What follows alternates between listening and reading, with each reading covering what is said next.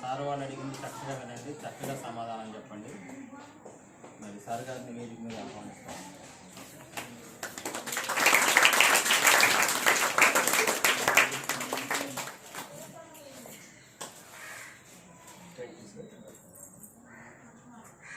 Good afternoon.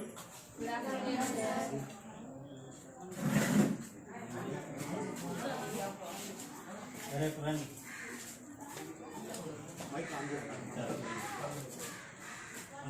వినబడుతుందా నా మాట?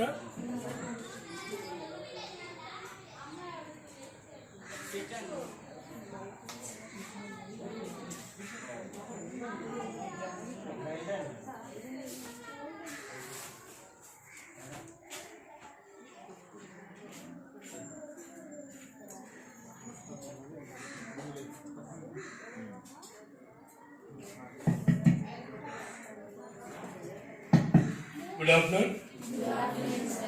Good afternoon. చూడండి, ఓకే. నా పేరు జై శివకుమార్.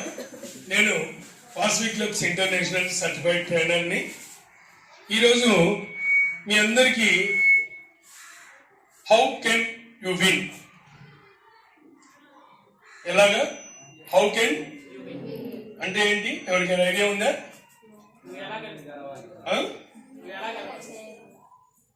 ఎలాగైనా చెప్పండి, పెద్దగా చెప్పండి. ఎలా గెలవాలి, ఓకే. దాని గురించి ఒక బ్రీఫ్ గా కొన్ని విషయాలు చెప్తాను మీకు. దీనికి ముఖ్యంగా కావాల్సింది టాస్క్. అంటే ఏంటి ఐడియా ఉందా ఏమన్నా? టాస్క్ అంటే ఏంటి? టాస్క్ ఇవ్వడం అంటే ఐడియా ఉందా ఎవరికైనా? Tea stands for tools.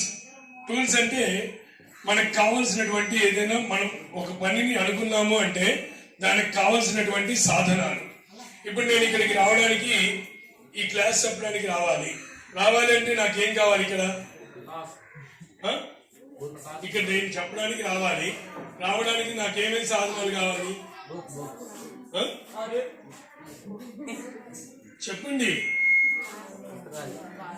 సాధనాలు. నేను ఇక్కడికి రావడానికి వచ్చేసరికి, ఇక్కడ దాకా రావడానికి ఏదో ఒక వెహికల్ కావాలి. వెహికల్ తో పాటుగా నాకు వీడియో తీసుకోవడానికి స్టాండ్ కావాలి, మైక్ కావాలి. ఇవన్నీ ఏమిటి? సాధనాలే కదా, అవునా కాదా? Yes are no?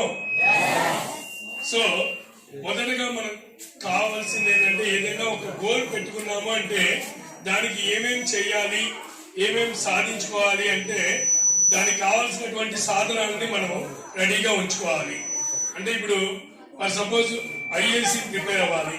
IASc prepare అవ్వాలంటే ఏం కావాలి? సివిల్స్ కి సంబంధించిన కోర్సులన్నీ కూడా మనం ఎప్పటికప్పుడు అప్డేట్ చేసుకుంటూ మనం ముందుకు వెళ్ళాలి, అవునా? నెక్స్ట్ ఎస్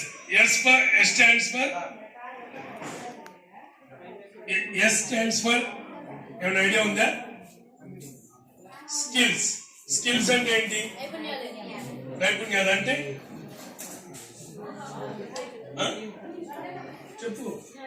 చెప్పమ్మా. మనం చేయగలిగేటటువంటి, మనకంటూ ఒక కంపల్సరీ ఒక నైపుణ్యం ఉంటుంది. ఎవరికైనా సరే ప్రతి మనిషిలో వాళ్ళకి తెలియనటువంటి నైపుణ్యం ఒకటి ఉంటుంది. అది మనకే తెలియదు, ఒక్కొక్కప్పుడు మనకే తెలియదు. ఎవరో ఒకరు గుర్తించి చెప్పేంత వరకు కూడా మనకు ఆ నైపుణ్యం, మనలో ఉన్న నైపుణ్యం ఏంటి అనేది మనకు కూడా ఐడియా రాదు. సో దాన్ని ఫస్ట్ మనం బయటికి తీయాలి. దాన్ని కనుక మనం కనుక ఎప్పటికప్పుడు మనలో ఉన్న నైపుణ్యం ఏంటి అనేది గమనించుకోగలిగితే, మనం ఏదైనా సాధించాలి అనుకున్నప్పుడు ఈ నైపుణ్యం కంపల్సరీ మెయిన్ రోల్ గా ప్లే చేస్తుంది. దీంతో పాటుగా మనకు కావాల్సింది ఏంది? నైపుణ్యాన్ని వెలికి తీయాలంటే మనకేం కావాలి? నైపుణ్యం. మనలో ఒక స్కిల్ ఉంది, ఆ స్కిల్ ని వెలికి తీయాలంటే మనకు కావాల్సింది ఏంటి? నాలెడ్జ్. కేఫర్ నాలెడ్జ్. మనకుండే నాలెడ్జ్ ని బట్టి మనం ఎటువంటి పనులైనా సాధించగలం, అవునా కదా? ఓకే, దీనికి ఒక చిన్న ఉదాహరణ చెప్తా. గౌతమ్ ఎస్ఎస్సి సినిమా పేరు చూసారు మీరు? సినిమా చూసారా ఎవరైనా? చూసారా? దాంట్లో హీరోకి ఏంటి, హీరోని ఏమంటారు వాళ్ళ నాన్న? ఇప్పుడు అది ఏమంటాడు వాళ్ళ నాన్న?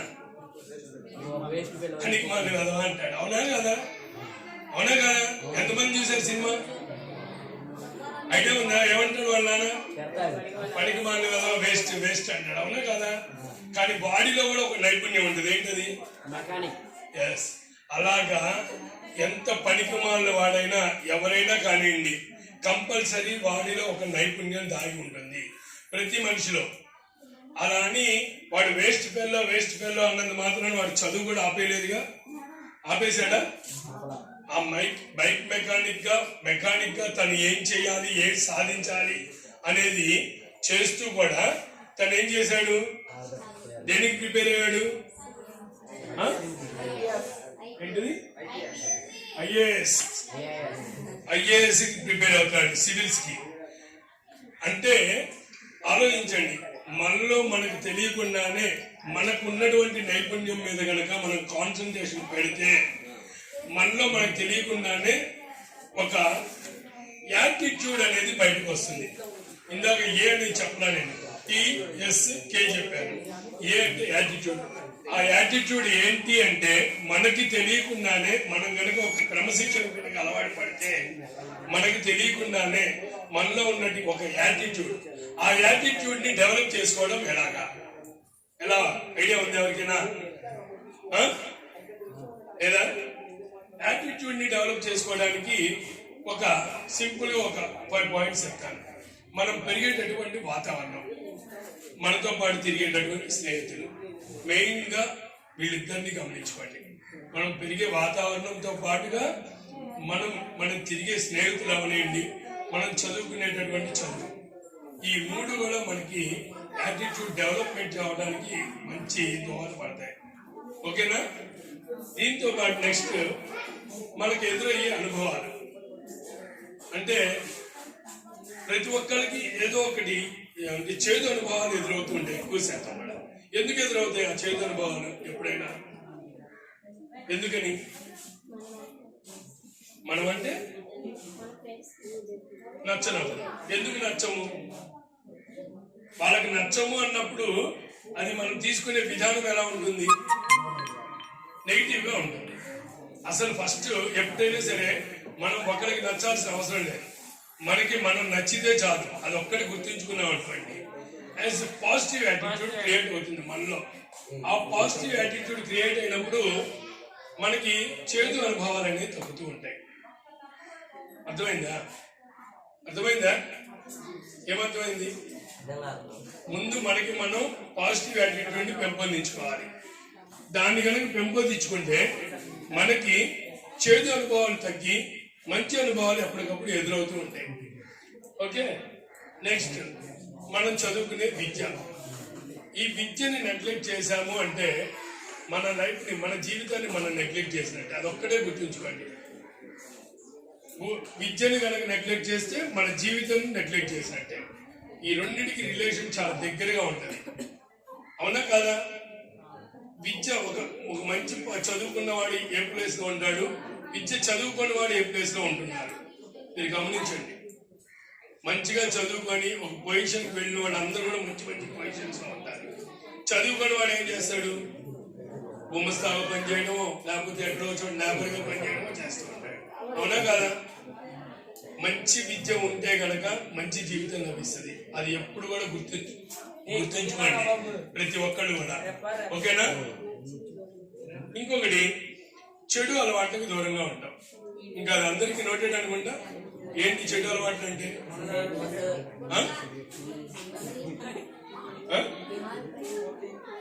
అయ్యి మన వయసుకి కాదు కదా, అది మన వయసుకి సంబంధించినవా? మన వయసుకి ఏంటి చెడు అలవాట్లు అంటే ఏంటి? క్లాసులు బంక్ కొట్టడం. గుడ్ గర్ల్, నిజం ఒప్పుకుంది. నిజంగా ఎప్పుడైనా ధైర్యంగా చెప్పే, నేను చెప్పింది ఏంటి? ధైర్యంగా మన వయసుకి చేయవలసినవి ఏంటి అని అడిగాను నేను. క్లాస్ బంక్ కొట్టడం, ఇంకేంటి? ఇంకా నోట్స్ రాకపోవడం, గొడవ చేయడం, చెప్పిన మాట వినకపోవడం, టీచర్స్ అంటే లెక్క లేకపోవడం, ఇలాంటివి. అవునా కదా? ఇలాంటివి మంచివే కాదా? మీరు చెప్పండి నాకు. ఇందాక రాగానే మిస్ కొట్టారు. ఎందుకు కొట్టారు మిమ్మల్ని? టైం మెయింటైన్ చేయనందుకు. అవునా కాదా? ఎప్పుడైనా గుర్తుంచుకోండి, ఒక టైం మెయింటైన్ చేస్తే కనుక మనం ఎంతటి ఉన్నత స్థితిలో ఉంటామో మీరు నిజంగా ఊహించండి. టైం అంటే టైం మెయింటైన్ చేయండి. అది ఎలా ఉండాలంటే, నేను మొన్న బయ్యవరం హై స్కూల్కి వెళ్ళామండి. బయ్యవరం హై స్కూల్లో ప్రిన్సిపల్ ఒక్కసారి మైక్లో అనౌన్స్ చేశారు. స్టూడెంట్స్ అందరూ ఒక్కసారి వచ్చి పలానా ప్లేస్ లో కూర్చోండి అన్నారు. కరెక్ట్ గా ఆయన ఒకటే చెప్పారు, నేను 10 అంకెలు లెక్కలు పెట్టేలోపు అందరూ కూర్చుంటారు చూడండి సార్ అన్నారు. మేము చూస్తూనే ఉన్నాము. 10 అంకెలు లెక్క పెట్టే లోపు అందరు స్టూడెంట్స్ ఒకరి మీద ఒకళ్ళు ఎగబడలేదు. నేను ఇక్కడ కూర్చుంటే అని గొడవ పడలేదు, ఏం లేదు. 10 అంకెలు లెక్క పెట్టే లోపు అందరూ ఇలా ఓపెన్ ప్లేస్ లో దగ్గర 345 మంది కూర్చున్నారు 10 అంకెలు లెక్క పెట్టే లోపు. అంటే ఆలోచించండి ఎంత డిసిప్లిన్ ఉందనేది. మీరు అనుకుంటున్నారు టీచర్ కొట్టారనేది మీరు ఆలోచిస్తున్నారు. అదే కనుక డిసిప్లిన్ లేకపోతే, అదే టైం మనకు మెయింటైన్ చేయకపోతే లైఫ్ లో ఎన్ని ఇబ్బందులు ఎదుర్కొంటారు తెలుసా? కరెక్ట్ గా 1.5 మినిట్ లేట్ గా వెళ్ళడం వల్ల ఒక అతనికి పర్ యానం 30 లక్షలు వచ్చే శాలరీ వచ్చే జాబ్ పోయింది. ఆ సంగతి తెలుసా మీకు ఎవరికైనా? ఎవరో కాదు, మాకు తెలిసిన అతనే ఒక స్పీకర్కే ఒకే ఒక 2 మినిట్స్ లేట్, అంతే 2 మినిట్స్, 2 నిమిషాలు లేట్ అవడంతో తనకి పర్ యానం 30 lakhs శాలరీ. అంటే ఎంత? నెలకెంత? 30 లక్షలు అంటే ఎంత చెప్పండి? 1.5 లక్షల శాలరీ. అంటే ఆలోచించండి, ఒక నిమిషం విలువ ఎంత చెప్పండి. ఇప్పుడు 75,000 1 నిమిషం విలువ అతనికి. అదే 2 నిమిషాల ముందు కనుక తను వెళ్ళుంటే ఈ రోజు తన శాలరీ ఎంత ఉండేదో తెలుసా? ఇప్పుడు అదే ప్లేస్ లో ఇంకొక అబ్బాయి వెళ్ళాడు.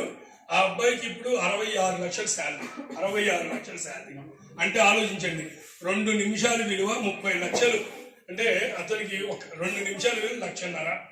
అలా చూస్తే ఈ రోజు అబ్బాయి ఎంత? 8 ఏళ్ళ నుంచి అబ్బాయి శాలరీ లెక్కేసుకోండి ఎంత ఉందో మీకు. సో ఎవ్రీ మినిట్ కాదు, ఎవ్రీ సెకండ్ ఈజ్ వాల్యుబుల్. అది గుర్తుంచుకున్న రోజున మనం ఎంతటి ఉన్నత స్థితిలో ఉంటామంటే ఆ స్థితి మీరు ఊహించని మంచి స్థితిలో ఉంటారు. గుర్తుంచుకోండి. ఓకేనా? ఓకేనా? అసలు సౌండ్ రావట్లా? Okay, good. నెక్స్ట్, ప్రతిరోజు కూడా ఒక మంచి పనితో స్టార్ట్ చేయండి. మంచి పనులు అంటే ఏం చేయాలి? పొద్దున్నే లేవగానే మనం ఏం చేస్తాం అసలు? చెప్పండి. నవ్వుతామండి, చెప్పండి. సరే, నేను చెప్తాను. మంచి పనితో స్టార్ట్ చేయండి. ఫస్ట్ మంచి పనులు అంటే ప్రేయర్,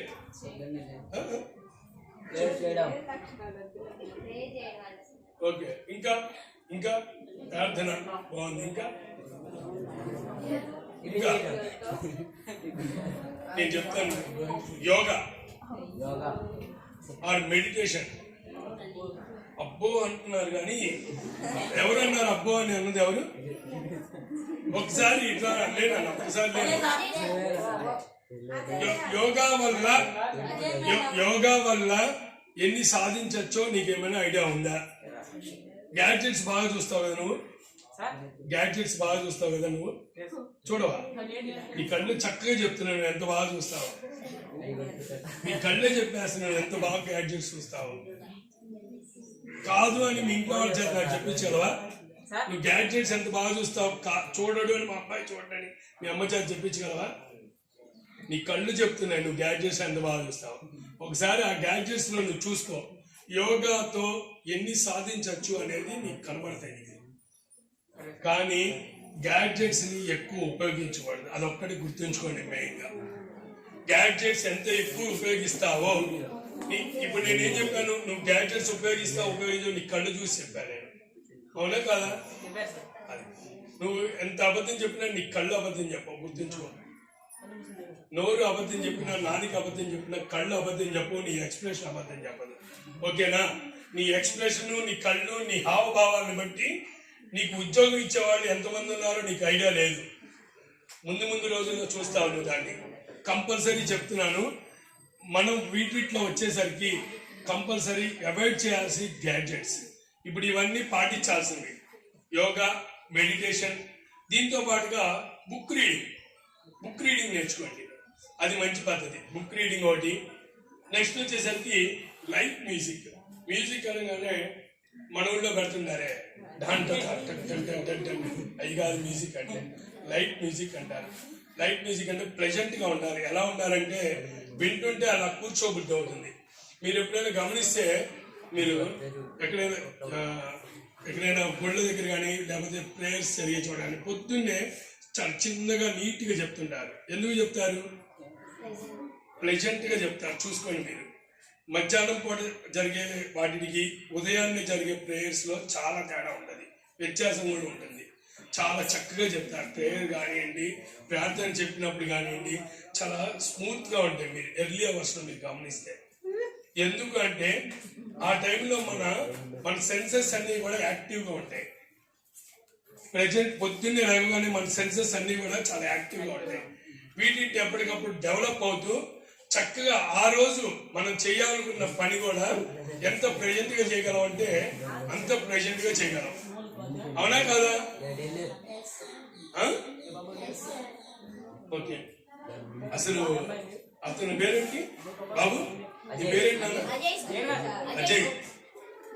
చాలా చక్కగా అన్నిట్లో కూడా యాంటీగానే కనబడుతున్నాం. మంచి నెగిటివ్ థింకింగ్.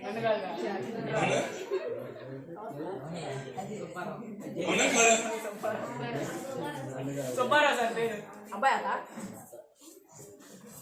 మీరు ఇప్పుడు ఈ క్లాస్ వినే పద్ధతిలోనే మీ నడవడిక అనేది తెలిసిపోతుంది అవతల వాళ్ళకి. అర్థమవుతుందా? ఏంటి మీ టీచర్ కొట్టాల్సిన అవసరం లేదు. మిమ్మల్ని చూడగానే చెప్పేయచ్చు. ఇప్పుడు నువ్వు చెప్తుంటే ఎన్ని కామెంట్స్ చేస్తున్నావో, నీ వల్ల ఎంతమంది డిస్టర్బ్ అవుతున్నారో కూడా నువ్వు చూసి అబ్జర్వ్ చేసుకో. అవునా కదా? చూసుకోండి. Next point negative thinking. ఇదే నేను చెప్తుంది. నెగిటివ్ థింకింగ్ కి పాజిటివ్ థింకింగ్ కి ఎవరైనా వ్యత్యాసం చెప్పగలరా? నెగిటివ్ థింకింగ్ ఉంటే ఎలా ఉంటుంది, పాజిటివ్ థింకింగ్ ఉంటే ఎలా ఉంటుంది? సరే, దీని గురించి ఒక చిన్న ఎగ్జాంపుల్ చెప్తా. బొమ్మరీలు సినిమా ఎవరైనా చూసారా? ఎంతమంది చూశారు? బొమ్మరీలు సినిమాలో నెగిటివ్ థింకింగ్, పాజిటివ్ థింకింగ్ ఎక్కడ ఉంటుంది చెప్పండి? ఏ సిచ్యువేషన్ లో ఉంటుంది?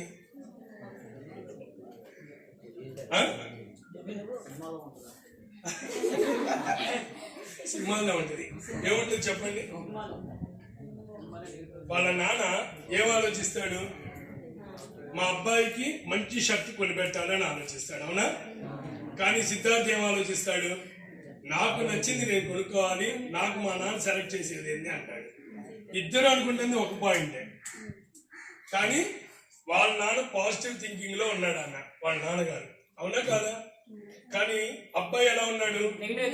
Complete negative thinking. మా నాన్న నాకు సెలెక్ట్ చేసేది ఏంది, నాకు సెలక్షన్ రాదా? అర్థం చేసుకోండి, నాకు సెలక్షన్ రాదా? వాళ్ళ నాన్న ఏం ఆలోచించాడు? మా అబ్బాయి ఎక్కువ కష్టపడకూడదు అనేది ఆయన పాజిటివ్ వేలో ఆలోచించాడు. కానీ అబ్బాయి ఏం ఆలోచించాడు? ఎంతకాడికి నెగిటివ్ వేలో ఆలోచిస్తున్నాడు. సో దానివల్ల క్లాష్ వచ్చిందా రాలేదా? తండ్రి కొడుకు ఇద్దరికి వచ్చిందా రాలేదా? ఇద్దరు ఆలోచించింది ఒక విషయాన్నే, ఇద్దరు ఆలోచిస్తుంది ఒకటే పాయింట్, కానీ ఇద్దరికి క్లాష్ వచ్చింది. దేనికి వచ్చింది?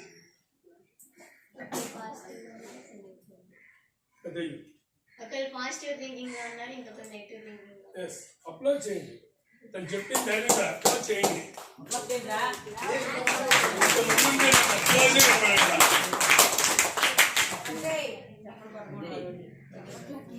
ఇంతమందిలో కూడా ధైర్యంగా తప్పైనా ఒప్పైనా ధైర్యంగా చెప్పగలిగిన వాళ్ళని ఎప్పుడైనా అప్లై చేయండి. రీసెంట్ గా మన సీఎం గారి మీటింగ్ లో ఒక అమ్మాయిని అప్లై చేశారు. అమ్మాయి పేరేంటి? మంచి, అందరూ మంచి ఫామ్ లో ఉన్నారు. బెండపూడి మేఘన. ఎందుకు చెప్పండి? ఆ అమ్మాయిని మీరు అబ్జర్వ్ చేశారా? ఆ అమ్మాయి గురించి కంప్లీట్ గా నెగిటివ్ గానే పాస్ అయింది. గ్యాడ్జెట్స్ చూసేవాళ్ళు అడగని చెప్తారు. మాక్సిమం అందరూ నాకు తెలిసి గ్యాడ్జెట్స్ చూడని వాళ్ళు నాకు తెలుసు మహా అయితే ఒక 4-5 కనబడుతున్నారు. నాకు మ్యాక్సిమం అందరూ గ్యాడ్జెట్స్ గ్యాడ్జెట్స్ అంటే ఒక సెల్లే రాదు, టీవీ మాధ్యమాలన్నీ వస్తాయి. TV, Facebook, cell. మంచిగా ఉన్నారు, అప్డేటెడ్ ఉన్నారు. అది అంటే ఎస్ సార్ కంప్లీట్ అప్డేటెడ్ లో ఉన్నారు. బట్ ఈ గ్యాడ్జెట్స్ లో కాకుండా దాని అప్డేషన్ మార్చుకోమని నా భావన. దాన్ని ఎలా చెప్పాలంటే అప్డేటెడ్ లో ఉండండి కాదంటల్లా, అలా అని కంప్లీట్ గా దాని మీద అప్డేట్ అయ్యారనుకో. ఒక చిన్న విషయం చెప్పండి. ఇప్పుడు ఫోన్ తీసుకొని ఒకరికి ఫోన్ చేయాలి. మీరు ఫోన్ నెంబర్ ఎంతమందికి ఎన్ని ఫోన్ నెంబర్లు గుర్తున్నాయి? అది ఒకటి చెప్పండి నాకు. నా ఫోన్ అక్కడ ఉంటుంది. నా ఫోన్ నెంబర్ కాంటాక్ట్స్ దగ్గర 176 ఎన్నో ఉంటాయి. నేను చూడకుండా 72 ఫోన్ నెంబర్లు చెప్తా. 72 ఫోన్ నెంబర్లు చెప్తా. ఈవెన్ నేను ఒకటే అడుగుతున్నాను మిమ్మల్ని, మీ ఫాదరు మదరు కాకుండా మీ బాబాయిలు, పిన్నిలు, మీ ఫ్రెండ్ సర్కిల్లో ఎంతమంది ఫోన్ నెంబర్లు చూడకుండా టక్క చెప్పగలరు? మరి చూడండి, ఎందుకు ఆ వేరియేషన్ ఎందుకు వచ్చింది చెప్పండి. మా అప్పుడు కాదు, అప్డేషన్ కాదు తల్లి. మా అప్పుడు ఈ మాధ్యమాలు లేవు. మాకు ఓన్లీ మాధ్యమం ఏంటంటే నాలెడ్జ్. మా బ్రెయిన్ వర్క్ చేస్తుంది, మా మనసు పనిచేస్తుంది, మా బ్రెయిన్ వర్క్ చేస్తుంది. బట్ ఇప్పుడు మీకు పనిచేస్తుంది ఏంటంటే gadgets, only gadgets. Complete addiction అయిపోయారు దానికి. అది ఎంత ఎడిక్షన్ అయ్యారంటే రాబోయే రోజుల్లో అది లేకపోతే కనీసం మనం భోజనం కూడా చేయలేని పరిస్థితికి వెళ్ళిపోయారు. అది కాదు కావాల్సింది. నాలెడ్జ్ ఇంప్రూవ్ చేసుకోండి. దేని ద్వారా ఇంప్రూవ్ చేసుకోవాలి? ఏమైనా ఐడియా ఉందా? గుడ్, పెద్దగా చెప్పు. బుక్ అంటే ఏంటి ఎవరైనా చెప్పగలరా? ఇంకా ప్రపంచాన్ని తెలియజేసే గైడ్. Good, super. అప్లాజ్ చేయండి. మంచిగా చెప్పాడు అప్లాయ్. దానితో పాటుగా బుక్ అంటే సరైన నేను ఒక డెఫినేషన్ ఒకటి చెప్తాను. నేను bring out our knowledge. First book కి ఒక మీనింగ్ అంటూ ఏదైనా ఉంది అంటే బ్రింగ్ అవుట్ అవర్ నాలెడ్జ్. దాంట్లో ఉన్న విషయాల్ని కూలంకుషంగా చదవడంతో పాటుగా మనం దానికి మన నాలెడ్జ్ని కూడా ప్లస్ యాడింగ్ చేయాలి. పెప్ యాడ్ చేయాలంటారు. పెప్ యాడ్ చేసుకుంటూ మన నాలెడ్జ్ని బుక్ నాలెడ్జ్ని కలిపి గనక మనం గనక ముందుకు వెళ్ళగలిగితే చాలా ఉన్నత స్థితిలో ఉంటాము. అది గుర్తుంచుకోండి. మీరు ఎగ్జామ్స్ వస్తున్నాయి, ఎంతమందికి భయం లేకుండా ఎగ్జామ్ రాస్తున్నారు? ఒక్కళ్ళు ఎత్తారు అంతే. మొత్తంలో ఒకే ఒకళ్ళు చెయ్యి. రెండో వాడు ఇప్పుడు చివరికి సుబ్బారావు గారు కూడా ఎత్తారు. ఓకే, దీనికి ఎగ్జామ్ ఇట్లాంటి వాటికి భయపడుతూ ఉంటారు. దేనికి భయపడాలి? ఇప్పుడు మీ అందరికీ టీచర్ ఒకళ్ళేగా స్టడీ చెప్తుంది, ఒకళ్ళేగా. ఒకే టీచర్ స్టడీ చెప్పినప్పుడు క్లాసులో ఇండివిజువల్ గా వాళ్ళ ముగ్గురికి స్టడీ చెప్తున్నారా, మీ అందరికీ కలిపి చెప్తున్నారా? వాళ్ళందరికీ కలిపి చెప్పినప్పుడు వాళ్ళు చదవగలుగుతున్నారు, మీరు ఎందుకు చదవలేకపోతున్నారు? చెప్పండి.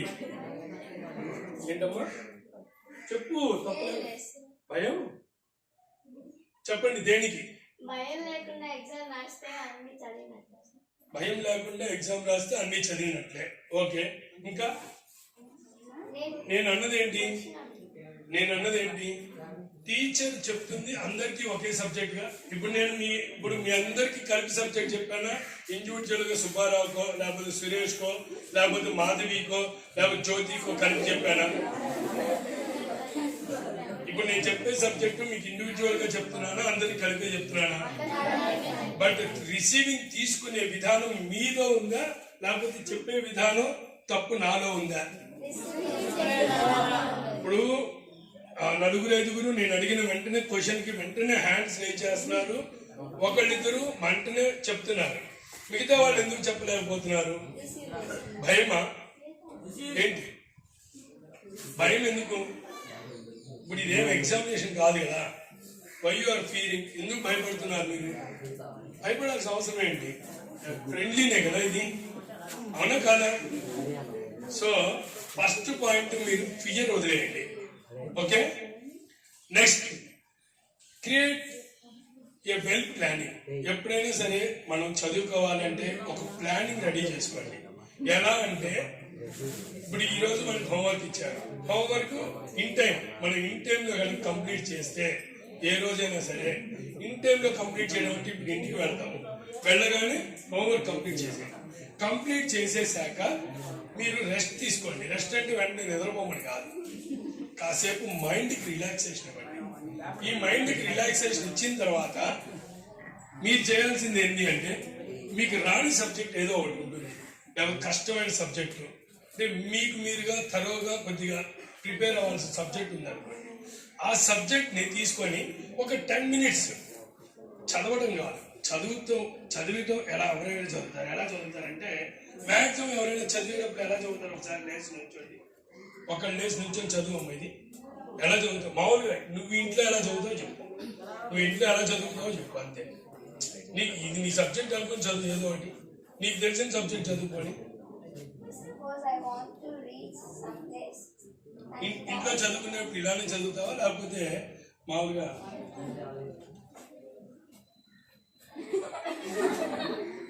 ఇలా చదువుతారా? మాక్సిమం అంటే నాకు డౌట్, అందుకని అడిగా. మామూలుగా ఎవరికి వాడు నోట్లో చదువుకోవడం అనమాట, ఇలా చదవడం అనమాట. పైకి చదవడం ఎంతమందికి ఉంది అలవాటు? గుడ్, ఓకే, కూర్చోదాలి. ఎందుకు చదవాలి? పైకి ఎందుకు చదవాలి అంటే, ఎప్పుడైనా మనం చదివేది ఎప్పుడు కూడా మనం చదివేది మనకి వినపడాలి, మనం చదివే మాట మనకు వినపడాలి. అవతల వాళ్ళు చెప్పేదానికంటే కూడా మనకి మనం చెప్పుకునేది చాలా తొందరగా రీచ్ అవుతుంది. అది ఎందుకు అంటే మనకుంది కదా, మన మనస్సాక్షి చెప్పినట్టే మన మైండ్ వింటదని ఉంది, అవునా కదా? అలాంటప్పుడు మనం చదివేది కనుక మనకు వినబడితే ఆటోమేటిక్ గా కంపల్సరీ మైండ్ లో గుర్తుండిపోతుంది ఆ విషయం అనేది. మీరు అబ్జర్వ్ చేసుకోండి. ఒక చైనీస్ ప్రొవర్బ్ ఉంది, ఐడియా ఉందా ఎవరికైనా? బాయ్స్, ఒక చైనీస్ ప్రొవర్బ్ ఉంది, ఎవరికైనా ఐడియా ఉందా? చదువు గురించి ఒక ప్రొవర్బ్ ఉంది, ఒకసారి చదవడం కంటే ఏంటది? ఏంటమ్మా పెద్దగా చెప్పండి, లేచి నుంచొని చెప్పండి, తప్పులేదు. ఒక్కళ్ళు లేచి చెప్పండి. ఇప్పుడు ఎవరో కరెక్ట్ గానే చెప్పారు, వాళ్ళు కరెక్ట్ గా చెప్తున్నారా? 10 సార్లు 100 సార్లు చదవడం కంటే ఒకసారి రాయడం మంచిది. గుడ్. వాస్తవంగా 1000 సార్లు వినడం కంటే 100 సార్లు చదవడం గొప్పది. 100 సార్లు చదవడం కంటే కూడా ఒక్కసారి రాస్తే గుర్తుంటది. మీరు కావాలంటే చూసుకోండి. అందుకనే హోంవర్క్ అనేది ఇచ్చేది కేవలం దానికోసమే. ఎంతమంది హోంవర్క్ కరెక్ట్ కంప్లీట్ చేసుకొని వస్తున్నారు చెప్పండి ఈ రోజుల్లో? చూడండి, ఇక్కడ ఉన్న 50 మందిలోనే మహా అయితే ఒక 20 మెంబర్స్ కూడా ఆన్సర్ చేయగలరు. హోంవర్క్ కంప్లీట్ చేసి కంపల్సరీ హోంవర్క్ ఇచ్చేది దేనికో తెలుసా? ఇదే నేను చెప్పింది. ఏంటి అంటే మీరు ఎలా ఓవర్కమ్ చేయాలి. ఏదైనా సబ్జెక్ట్ రావట్లేదంటే కేవలం కారణం ఇదే. మీ అందరికీ ఎవరికైనా మీ అంటే మీరు కాదు, ఈవెన్ నాతో సహా ఇంత నేను చెప్పినా కానీ నేను కూడా ఒక హోంవర్క్ చేయకపోతే ఇప్పుడు ఈ రోజు మీ దగ్గరకు వచ్చి ఈ సబ్జెక్ట్ చెప్పాలంటే నేను ఎంత హోంవర్క్ చేయాలో మీకు ఏమైనా ఐడియా ఉందా? నేను కూడా హోంవర్క్ చేయాలి కంపల్సరీ. ప్రతి మనిషి కూడా ఎంత వయసు వచ్చినా సరే ప్రతి మనిషి నిత్య విద్యార్థిగా ఉండాలి. ఇప్పటికీ అలాంటి లెక్చరర్స్ చాలా మంది ఉన్నారు. నాకు తెలిసిన ఆయన ఈరోజు ఒక గవర్నమెంట్ హై స్కూల్కి హెడ్ మాస్టర్గా ఉంటూ వాళ్ళ ఫ్రెండ్స్ మొత్తం 3-4 ఉన్నారు. ఆ 4 ఈ రోజుకి కూడా ఎగ్జామ్స్ రాస్తూనే ఉన్నారు. దేనికి అని అడిగా ఒకసారి. ఆయన మా గురుగారు, నాకు చిన్నప్పుడు చదువు చెప్పిన గురువు గారు. నేను 1994లో నా 10th క్లాస్ కంప్లీట్ అయింది. అప్పుడు నా గురువు గారు వారు ఆయన అడిగాను నేను, సార్ ఏంటి సార్ ఇంకా ఇప్పటికీ ఎగ్జామ్స్ రాస్తున్నారు అని అడిగాను. మా గురువు గారు అంటే ఆయనకి ఎంత వయసు ఉంటుంది. ఆయన చెప్పిన విషయం విన్న తర్వాత నాలో నేను చాలా మార్పులు చేసుకోగలిగాను. ఆయన చెప్పింది ఏంటి అంటే, శివ వచ్చే రోజుల్లో ప్రతి సంవత్సరం కూడా ఎగ్జామ్స్ అనేవి అప్డేట్ అవుతూ వస్తున్నాయి. చెప్పేది వింటుందా మీరు? చూసుకోండి, అదే మీరు చూసుకోండి. మీరు ప్రతిరోజు ప్రతి సంవత్సరం కూడా ఎప్పటికప్పుడు ఎగ్జామ్స్ అనేవి అప్డేట్ జరుగుతూ వస్తున్నాయి, అవునా కాదా? ఎవ్రీ ఇయర్ ఎగ్జామ్స్ అప్డేట్ అయినప్పుడు ఆ వచ్చే అప్డేట్స్ ఏంటో తెలుసుకోవాలంటే నేను కూడా ఎగ్జామ్ రాస్తేనే నాకు అప్డేషన్ తెలుస్తుంది అని చెప్పి ఇంత వయసు వచ్చింది. దాదాపు ఆయనకి 66 or 67 years ఉంటాయి. Still now he's writing exams.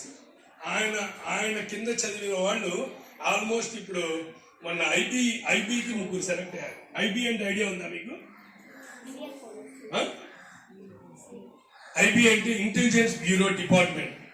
Intelligence bureau వాళ్ళకి దాదాపు ఇప్పుడు ఆయన దగ్గర చేసిన శిష్యులు ఇప్పుడు దగ్గర మొన్ననే 3-4 సెలెక్ట్ అయ్యారు డైరెక్ట్ గా.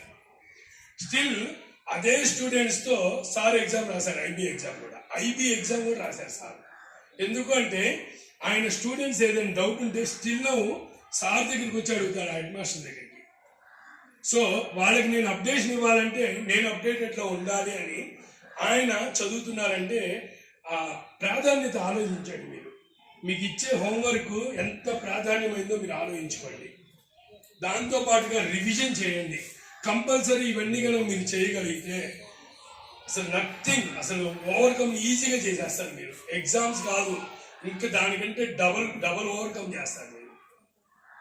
ఈ వయసులో కావాల్సింది కూడా మెయిన్ మీ అందరికీ ఇదే, మీ యాటిట్యూడ్ని డెవలప్ చేసుకోవడానికి. ఈ డెవలప్ చేసుకుంటే కనుక వస్తే కనుక మీరు ఆటోమేటిక్గా మంచి పొజిషన్స్లో ఉంటారు, అవునా కాదా?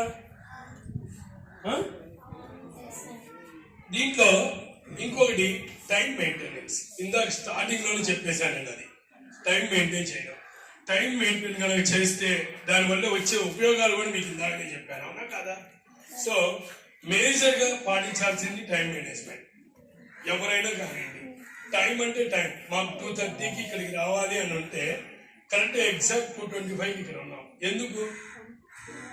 మేము లేటుగా వచ్చిన వాళ్ళు మాకైతే నష్టమే ఉండదుగా. బట్ ఎందుకు? మీకు 2:30 మాకు టైం ఇచ్చారు కాబట్టి 2:30కి ఎగ్జాక్ట్గా రావాలి. ఆ టైం మేనేజ్మెంట్ కనుక నేను చేయకపోతే మీకు చెప్పే అర్హత నాకు ఉంటుందా? లేదుగా. సో ఎప్పుడైనా సరే మనం ఒకరికి, ఇప్పుడు మీరు పెద్దవాళ్ళు మీ తమ్ముడికి చెల్లెలకి ఏదైనా విషయం చెప్తుంటారు, అదే గొడవ చేయొద్దు, అవునా కదా? కానీ మనం చేస్తుంది ఏంటి? మనం చేస్తూ మాత్రం మనం చేయొచ్చు, వాళ్ళు మాత్రం చేయకూడదా ఏంటి? సో ఫస్ట్ పాయింట్, మనం ఎప్పటికప్పుడు మనం కరెక్ట్గా మనం ఉంటూ అవతల వాడిని గైడ్ లైన్స్ చేయడం మంచి పద్ధతి. ఓకేనా? ఇంకోటి, pay close attention to every subject. ప్రతి సబ్జెక్ట్ని కూడా అటెన్షన్గా చూడండి. అంటే ఇప్పుడు నాకు ఇంగ్లీష్ ఈజీగా వచ్చు, ఇంగ్లీష్ పక్కన పెట్టి తర్వాత చదువుతాం. సోషల్ వచ్చు, సోషల్ కూడా తర్వాత చదువుతాం. అట్లా కాదు, ప్రతి సబ్జెక్ట్ని కూడా క్షుణ్ణంగా ఎంత వచ్చినా సరే దాన్ని నెగ్లిజెన్స్ చేయొద్దు. ప్రతి సబ్జెక్ట్ని పే అటెన్షన్, కంపల్సరీ దానికి ఒక విలువ ఇవ్వండి. మీకు వచ్చు అని కొంతమంది లాంగ్వేజ్ ఉంటుంది చదవరు, కానీ మీకు తెలుసో లేదో ప్రతి సబ్జెక్ట్ గురించి కూడా కొన్ని ఎగ్జామ్స్లో కంపల్సరీ జనరల్ నాలెడ్జ్ ఎగ్జామ్స్ కొన్ని ఉంటాయి. ఏవి? ఈ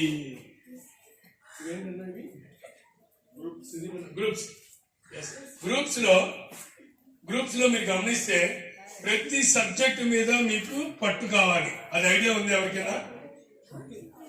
మీరు గ్రూప్స్ చేయాలి అంటే ప్రతి సబ్జెక్ట్ మీద మీకు పట్టు కావాలి. సో అందుకని కంపల్సరీ కూడా ప్రతి సబ్జెక్ట్ ని పే అటెన్షన్, కంపల్సరీ ప్రతి దానికి విలువ ఇవ్వండి. సబ్జెక్టుకి విలువ ఇస్తూ కనుక మీరు నేర్చుకోగలిగితే మంచిగా ర్యాంకులు సాధిస్తారు.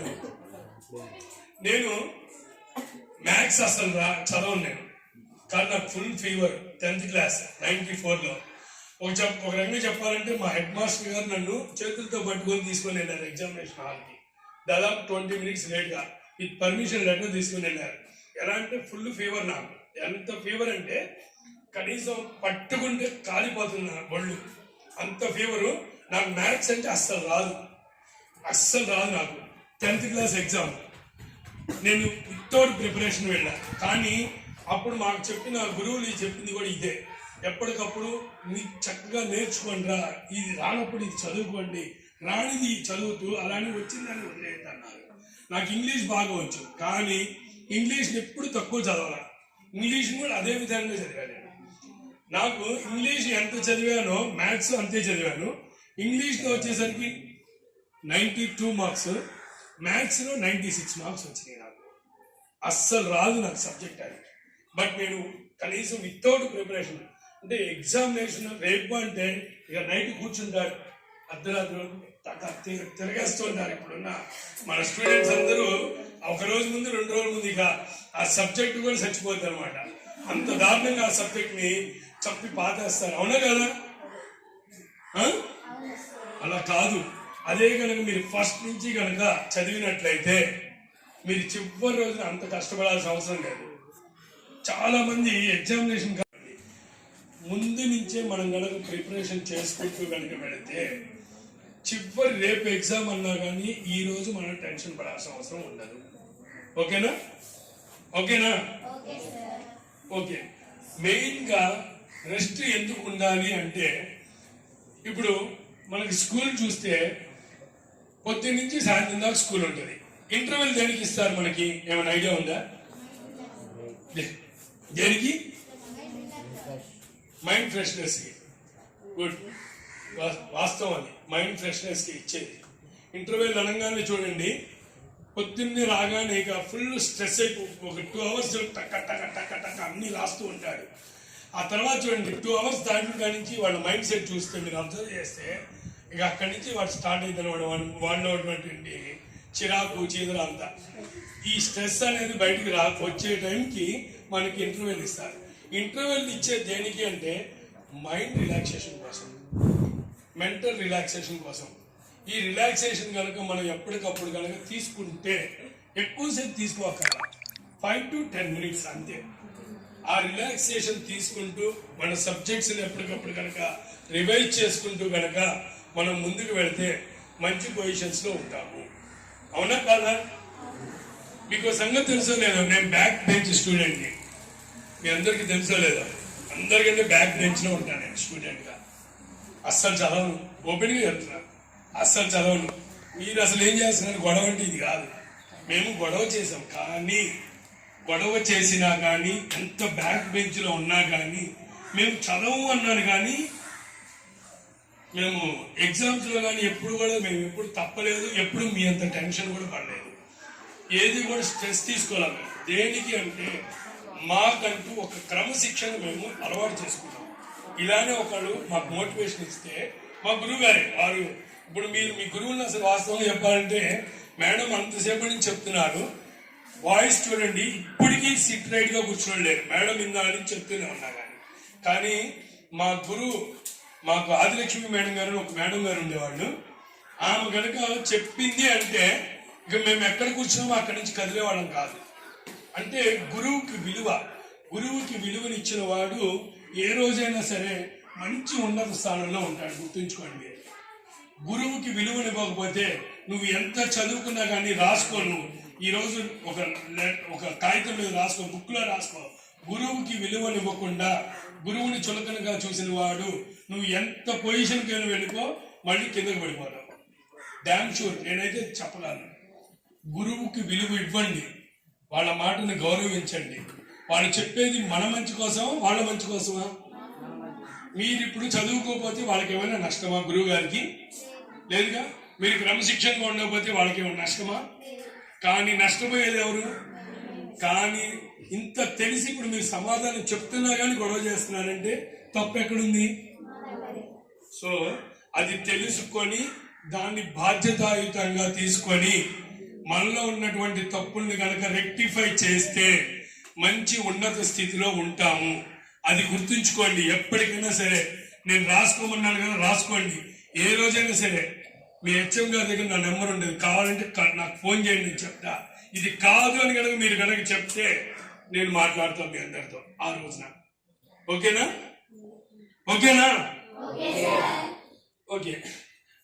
మెయిన్ గా ఎప్పుడైనా ఒకటి గుర్తుంచుకోండి, మేజర్ గా లాస్ట్ పాయింట్ ఒకటి చెప్తా. కీ పాయింట్స్ నోట్ చేసుకోవడం నేర్చుకోండి. అంటే కీ పాయింట్స్ అంటే ఐడియా ఉందా?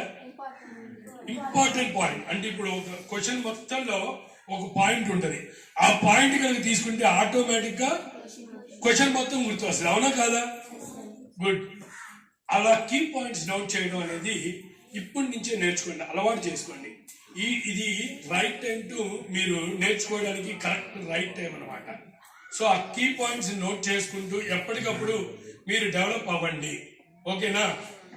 ఇప్పుడు నేను చెప్పిన సబ్జెక్ట్ మొత్తం నేను చెప్పింది ఓన్లీ ఒక సింగిల్ పేజ్. ఈ సింగిల్ పేజ్ లో నేను చెప్పింది మొత్తం కూడా ఉంది, బట్ నేను రాసుకుంది ఓన్లీ సింగిల్ కీ పాయింట్స్ అంతే. మీకు చెప్పే సబ్జెక్ట్ మొత్తం ఇందులో ఉండదు. అలాగా కీ పాయింట్ కనుక నోట్ చేసుకొని ఎప్పటికప్పుడు కనుక మనం డెవలప్ అవ్వాలి అనుకుంటే కనుక ఆ కీ పాయింట్స్ నోట్ చేసుకోవడం, టైం మెయింటైన్ చేయడం, ఎప్పటికప్పుడు మనల్ని మనం క్రమశిక్షణగా ఉంచుకోవడం, ఒక క్రమ పద్ధతిలో క్రమబద్ధీకరించుకోవడం, ఇవి కనుక చేస్తే అందరం కూడా ఎప్పుడు కూడా ఎగ్జామ్స్ విషయంలో భయపడాల్సిన అవసరం ఉండదు. అంతేకాకుండా రాబోయే రోజుల్లో మీరు ఎలాంటి ఉన్నత పదవులకు వెళ్ళాలన్నా కానీ భయపడాల్సిన అవసరం ఉండదు. ఓకేనా? ఓకేనా? ఒక్క నిమిషం. నేను చివరిగా మా కో ట్రైనర్ సుధీర్ గారు ఒక చిన్న కీ పాయింట్స్ చెప్తారు.